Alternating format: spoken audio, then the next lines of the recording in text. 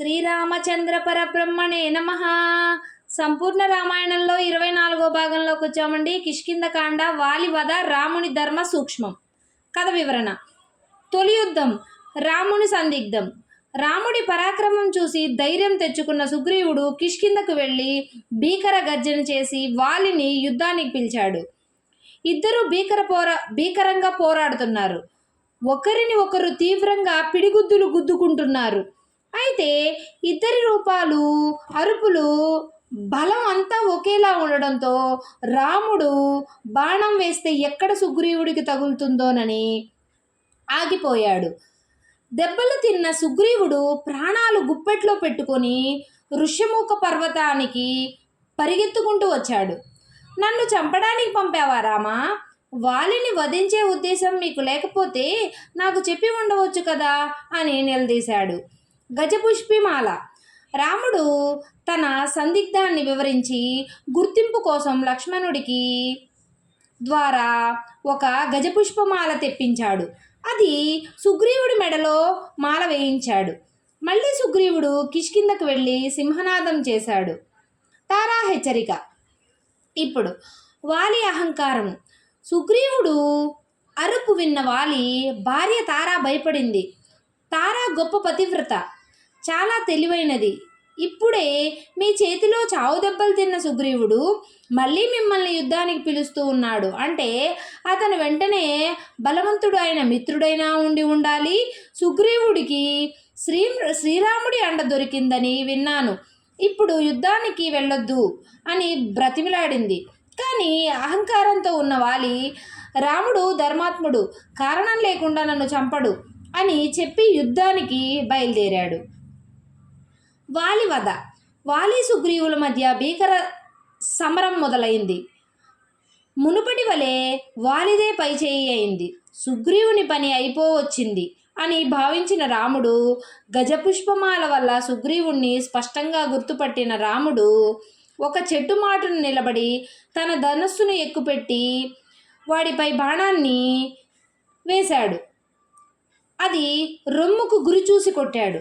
ఆ దెబ్బకు ఇంద్రుడు ఇచ్చిన కాంచనమాల ఉన్నప్పటికీ వాలి నేల కొరిగాడు. రాముని ధర్మ సూక్ష్మం. నెత్తురొడ్డిన వాలి, రామా, చెట్టు చాటు నుండి కొట్టడానికి నీకు సిగ్గుగా లేదా? ఇది క్షత్రియ ధర్మమేనా అని ప్రశ్నించాడు. అప్పుడు రాముడు శ్లోకం చెప్పాడు. ఔరసీ భగినీం వాపి భార్యాం వాప్యాను జస్యయః ప్రగృహ్ణిత నరో మహోతస్య దండః వదః స్మృతః. అంటే భావం, వాల్మీకి రామాయణం తమ్ముడు భార్యను కానీ చెల్లెలిని కానీ మోహంతో అనుభవించే వాడికి మరణదండనే సరైన శిక్ష అని రాముడు వాలికి చెప్పిన ధర్మము. ఇక్కడ మనం తెలుసుకోవాల్సింది, వాలి తమ్ముడు కొడుకుతో సమానం. తమ్ముడి భార్య కోడలతో సమానం. బతికున్న తమ్ముడి భార్యను రూమను అపహరించిన పాపాత్ముడివి నువ్వు. భరతుడి ప్రతినిధిగా పాదుకలు ఇచ్చే సమయంలోనే చెబుతాడు నీవు. అయోధ్యను ఏలు, నేను అరణ్యాన్ని రక్షిస్తాను అని రాజ్య ధర్మాన్ని నిలబెట్టాలని మరణశిక్ష విధించాను.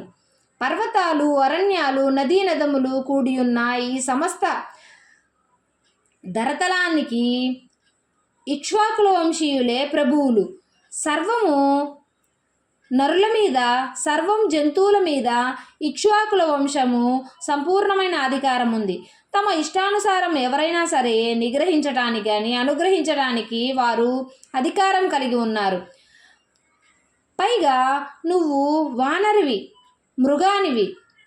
వేటగాడు మృగాన్ని ఎలాగైనా వేటాడవచ్చు, కనుక నిన్ను వేటాడుతాను అని ధర్మ సూక్ష్మాన్ని బోధించాడు. వాలి ఇప్పుడు పశ్చాత్తాపపడ్డాడు.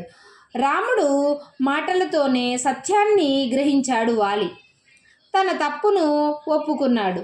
నువ్వు చెప్పినదంతా నిశ్చింతగా యథార్థమే. నా గర్వాతిశయం వల్ల, నా స్వీయ దృష్టిత్వంల గురించి అజ్ఞానం వల్ల నిన్ను సాహసించాను.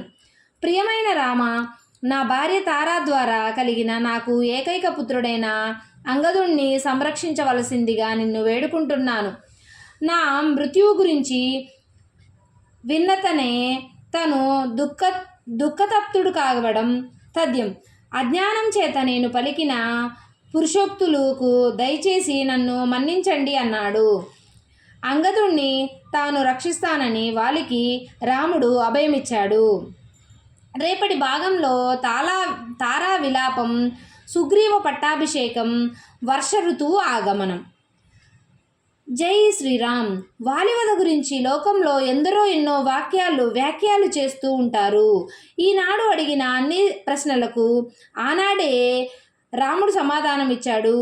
వాటికి వాలి కూడా సంతృప్తి చెంది తనదే తప్పు అని రాముణ్ణి క్షమించేమని వేడుకొని తన కుమారుని బాధ్యత అప్పగించి ఆయనను చూస్తూనే కైవల్యం కూడా పొందాడు. కానీ వివాద వీరుల మాత్రం కళ్ళు మూసుకొని నిజంగా చూడకుండా, తెలుసుకోకుండా రామాయణాన్ని విమర్శిస్తారు. రామాయణం ప్రతి ప్రశ్నకి సమాధానం ఇస్తుంది. జై శ్రీరామ్. ఎల్లవేళలా మీ అందరికీ శుభం చేకూరుగాక. దయచేసి నాకు సపోర్ట్ చేయండి.